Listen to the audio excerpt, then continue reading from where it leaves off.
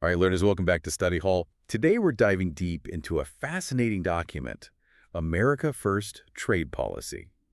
This is a memo straight from the White House, issued January 20th, 2025. It's a primary source, a real glimpse behind the curtain of policymaking. Have you ever wondered how these big decisions are made? Well, today we're going to find out. We'll be looking at trade deficits, potential tariffs, reviews of agreements like the USMCA, and even those economic relations with China. Trade policy, it's something that affects everyone, not just economists.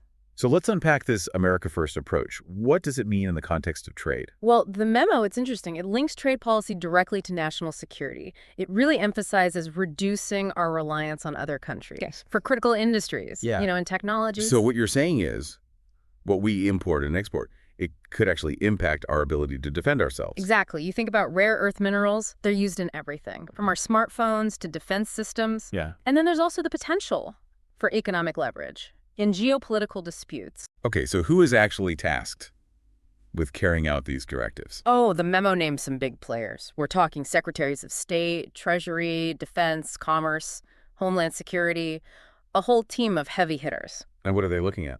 Well, they're directed to investigate trade deficits, review existing agreements like the USMCA, and even look into potential tariffs. Okay, let's break some of that down.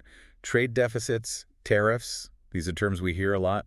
But what do they actually mean for, well, regular people like us? Sure, a trade deficit. It basically means we're importing more than we're exporting. And tariffs, well, they're essentially taxes on imported goods. So if the goal is America first, and we slap tariffs on imports, doesn't that mean things could get more expensive for consumers? It's definitely a possibility. Proponents of tariffs, they argue that they protect American jobs, they protect American industries.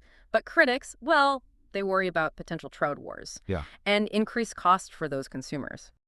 Okay, so I'm seeing some alarm bells here. If the U.S. starts raising tariffs and other countries retaliate, does that lead to a global trade war? What would that even look like? It's a valid concern. There's no easy answer. A trade war. It could involve escalating tariffs, restrictions on imports and exports, and just a general disruption of global trade flows. Yeah, that doesn't sound good. No, it rarely is. It's rarely a simple win-lose scenario. The goal, at least from the perspective of this memo, is to use these tools strategically, to create a more favorable landscape for American businesses and workers. I see. But the memo, Yeah. it goes beyond just tariffs, right? It mentions something about a new external revenue service, the ERS, to collect these tariffs. Why would they need a whole new agency for that? That's where things get really interesting. The memo suggests creating a whole new agency just for tariffs. Wow. This signals a major potential shift in how the U.S. handles imports. We're talking potentially streamlining the collection of tariffs and the enforcement. So a pretty big change.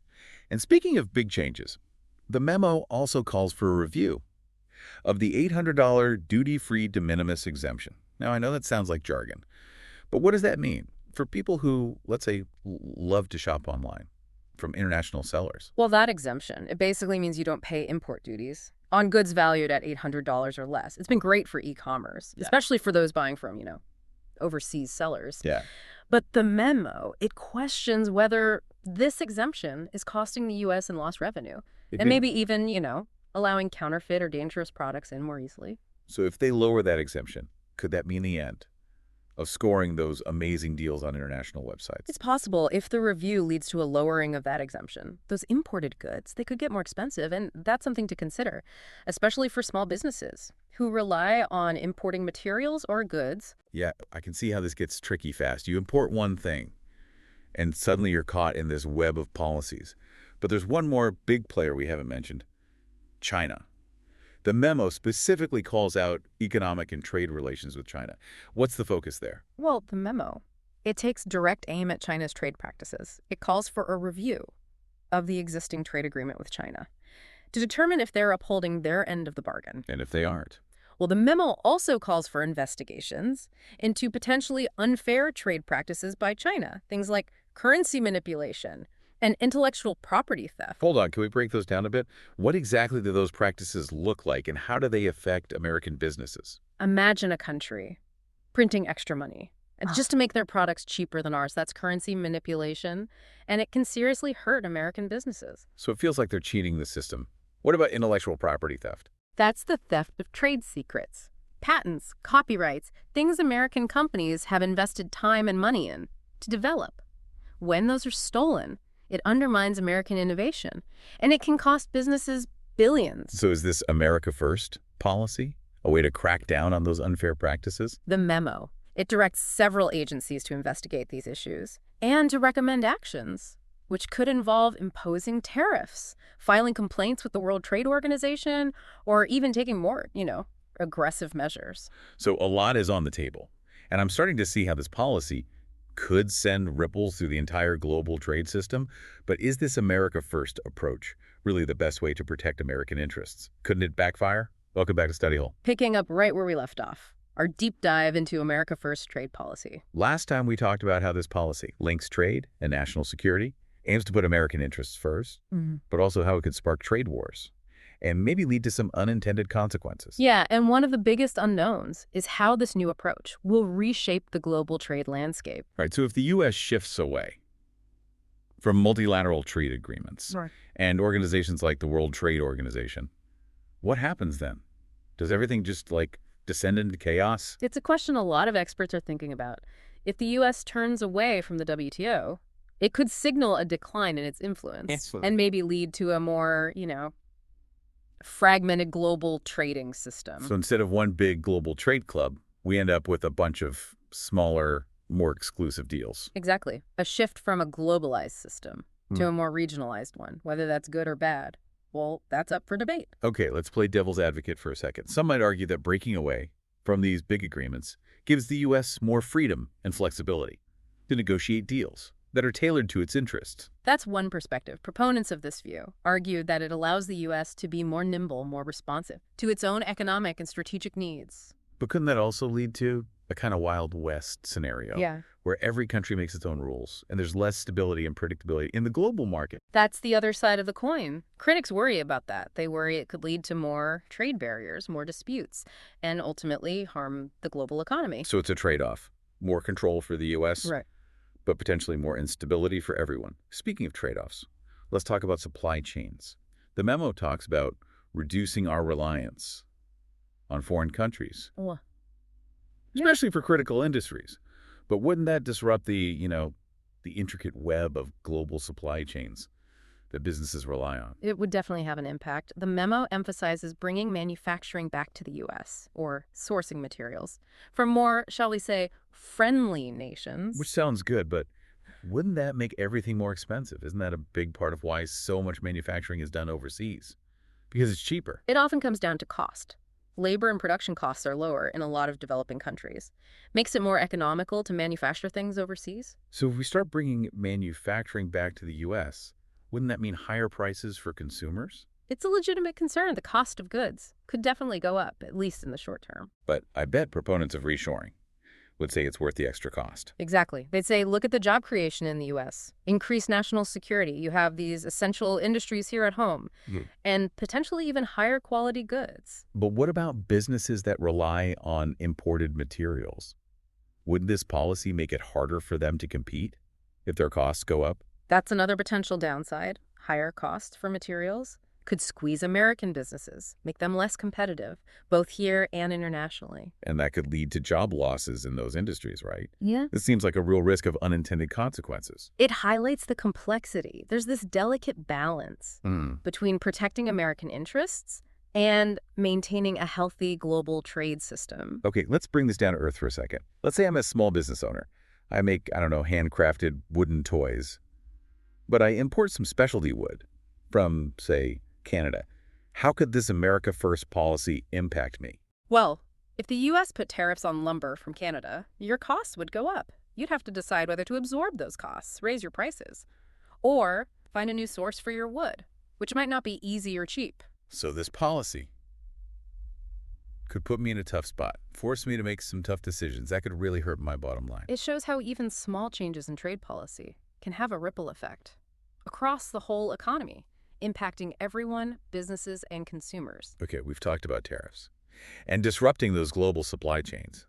But the memo also targets unfair trade practices by other countries, specifically currency manipulation and intellectual property theft. We touched on these before. Yeah. But can we dive a little deeper? What kind of impact do these practices have on the U.S. economy? Let's start with currency manipulation. When a country artificially lowers its currency's value, it makes their exports cheaper, more appealing on the global market.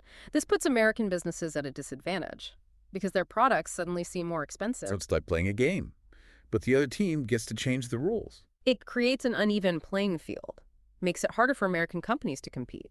And what about intellectual property theft? How big of a problem is that? And who are the main offenders? It's a major concern, especially with China. We're talking about the theft of trade secrets, patents, copyrights, the things American companies invest in. When those are stolen, it undermines American innovation, can cost businesses billions of dollars. So how does America First address these practices? The memo calls for investigations. It directs agencies to recommend actions. Could be tariffs, complaints to the World Trade Organization, or even more aggressive measures like sanctions. Says the gloves are coming off. The memo signals a more confrontational approach, a willingness to use a variety of tools to protect American interests. But isn't there a risk that this could backfire? Couldn't these actions escalate tensions and maybe even lead to more conflict? And welcome back to Study Hall for the last part of our deep dive into America First trade policy. We've talked about potential trade wars, disruptions to supply chains, the impact on small businesses, and the threat of unfair trade practices. We've really dug into how this policy could reshape global trade, maybe even leading to a more regionalized system with the U.S., taking the lead. Right, but today I want to focus on the long-term implications. What kind of world are we creating if this policy really sets the tone for global trade? The big question, right? One possible outcome: a world defined by competition and rivalry. So instead of everyone working together, we're looking at every country for itself. It's possible. If the U.S. puts its own interests first, it could trigger a chain reaction. Other countries might follow, adopt their own protectionist policies. Wouldn't that be a step backward? Haven't we learned that cooperation and free trade are essential for growth and stability? A lot of economists and policymakers would agree. They point to the prosperity after World War II, which many attribute to the expansion of global trade and institutions like the WTO. But this memo seemed to be pushing in the opposite direction. It's definitely a shift away from globalization, and it raises questions about the U.S.'s role. If the U.S. steps back from its leadership, who takes its place? What happens to the rules-based order we've had for so long? Tough questions.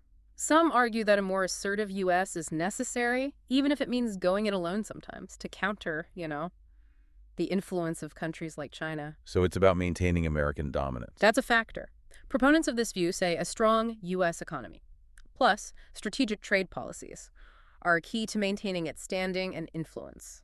But could that also lead to more tension?